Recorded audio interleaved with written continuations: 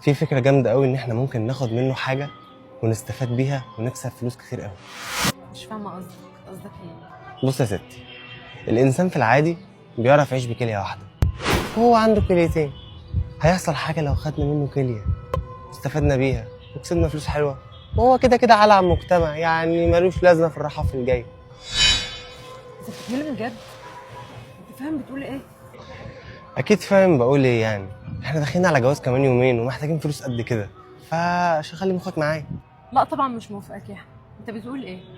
ولو عملت كده هسيبك. لا لا لا، وعلى ايه وعلى ايه؟ عادي، ولا كاني اتكلمت. انسي انسي خلاص، يلا بينا نمشي. يلا.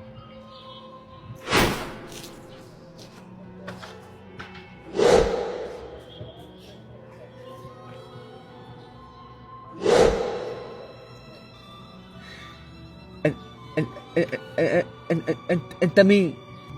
انت اسمك ايه؟